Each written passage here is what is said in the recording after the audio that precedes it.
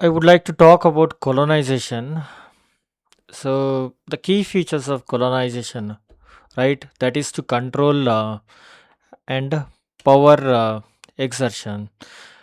Say some foreign nation takes over the political and military charge of other nations, right? That is one form of colonization and settlement, like it happened in Australia, New Zealand, USA, current USA, North and South America, including USA and Canada, settling. That is, citizens from one country to live in a different place, taking out resources like it is happening in Africa currently, massively. North and South America, it's happening. So, Australia, they are selling nuclear stuff. And so the loss of freedom to the native groups, like it is happening in USA, uh, both North and South America, the natives cannot become PM or presidents in Australia and New Zealand. So it was happening in India as well until recently, and the change of cultures, like replacing the languages. Sanskrit was the original language in India. Now we are speaking English in this, but in this video, changing of religions. Hindu was the original. Sanatan was the original language of Bharat. Really, Sanatan was the original nature of Bharat. Now we have Christian or Muslim around us. Uh, they have taken out the land from Bharat as well. Current day, Afghanistan, some parts of Iran, Pakistan, Bangladesh. You can see the Brahmadesha, current day Myanmar, Malaya Dvipas till Indonesia. That was in Bharat's control, or they were living along with us, our lines. So it is not there right now. Traditions, now we see that we're not following much of the traditions that we used to follow, the kind of freedom we used to have, the Hindus. So that is being attacked, right? From outside India as well as within India. The native culture of USA is not there. Now it is Christianism that is ruling the nation. Canada also the same thing. South America, Catholicism is dominant there. Australia, New Zealand, right? Even the Europe lost its original nature. Now it is the Christianity or Catholicism or Orthodox and some more divisions within them. We don't know much about that. I'm still learning about them, and how many native populations suffered from this colonization by forcing the native people to do the labor, slavery, and that kind of diseases they brought into these nations, right? Um, a small brief intro of colonization that I have done a Google research and I shared with you along with the information I have around the world. Now, let us see this post. Gen Z and today's youth have become extremely secular. Secular means, first of all, it's a cancel culture to take out the religions, Christianity or Catholicism from the ruler. The secularism term came. It doesn't apply to Hindus or native cultures because we do not interfere and take control of the nation in the name of religions, right?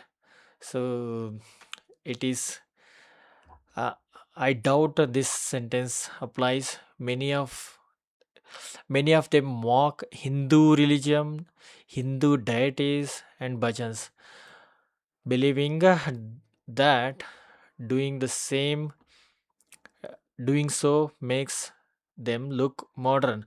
Yeah, that where this is coming from. That's what we should understand. These go to USA or European nations to learn and make a living, and now they have come back because, as you know, current day situation is different.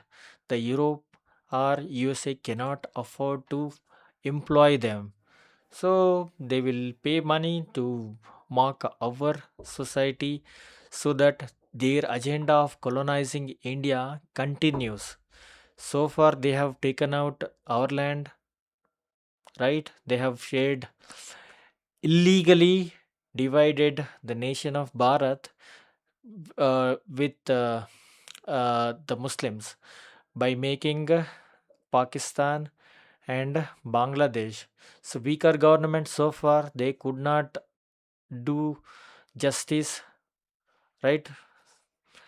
They could not do justice taking back, and de-radicalization is another thing that we need to do before taking them back, right? So even during the CJP protests, slogans were raised against Hindu deities. CJP protest happened to oppose the NEET scam, whatever the NEET papers leaked, right? So against that, this protest happened. How about Hindu deities in the NEET, scam or leak, right? Think about that. Yet the youth and Gen Z present did not seem to care. Not even a single word was spoken against it. See, maybe at the location, many people were not there and they did not speak against it. But it hurts, and yeah, people will rise against them as well. Over a period, it happens if you keep pushing them. We have endured a long colonization, right? We have not bent our knees.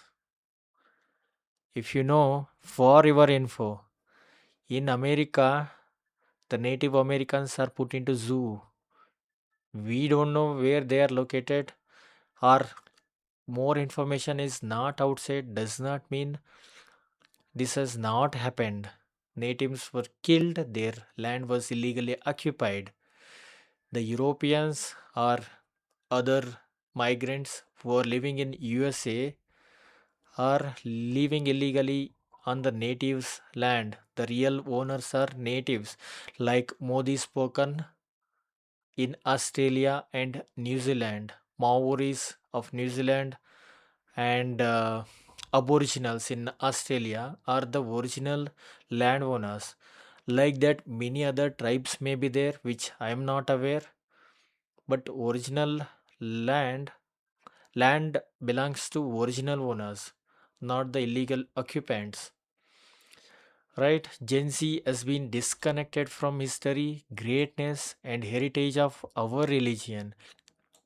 Definitely, the education system that we are going through, it's not our original. Gurukul system was there.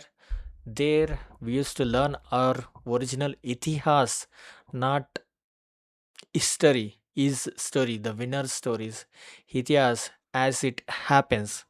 That was used to be the learning thing.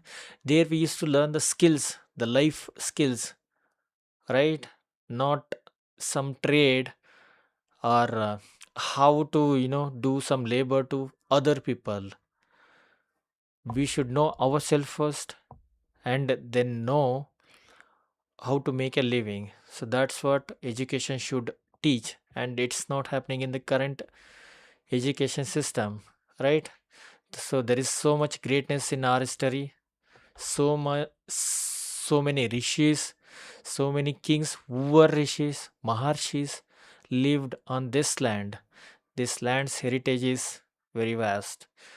You cannot you know learn within one lifetime.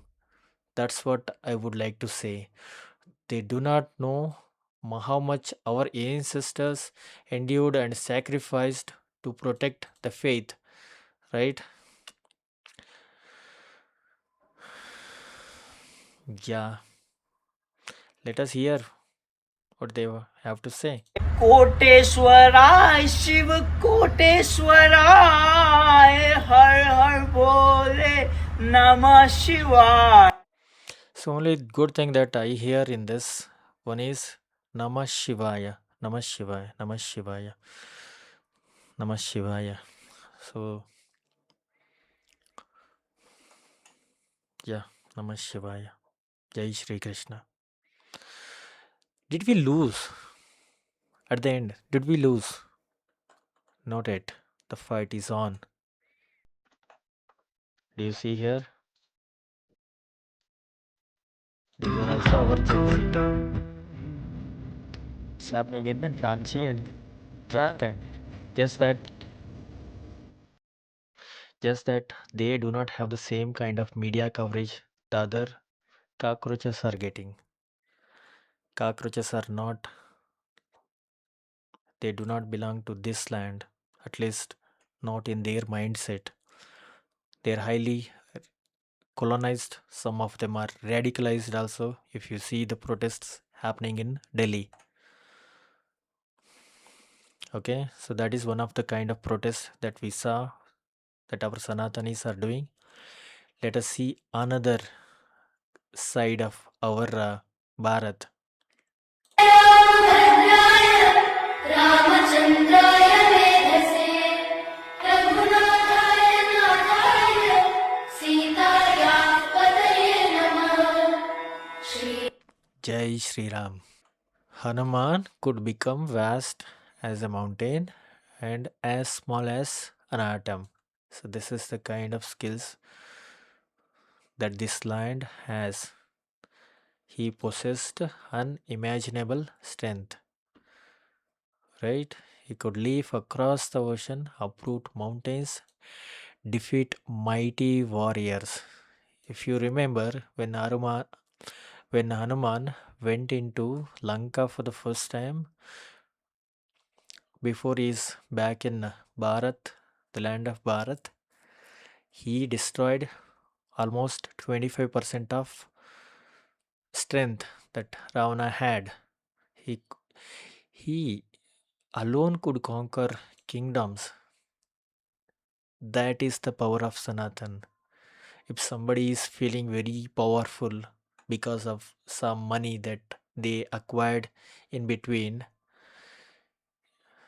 you don't know. You don't know what power means. You know how rogue was Hiranyakashipu and Hiranyaksha was? Bhagavan Vishnu had to come himself to defeat them. You were nowhere near. Ruchika Singh, the girl who openly abused PM Modi. Whoever their parents are, they have to take care. It is a lesson to ourselves as well as Bharatiyas. We should make our children learn who they are, what kind of culture they belong to, the kind of heritage that this land has, and abusing others. What if we abuse this person or their parents? Will they tolerate that? Can they? And it doesn't give any justice to us also. Disturbing society is not in our blood. Jai Hind, Jai Bharat.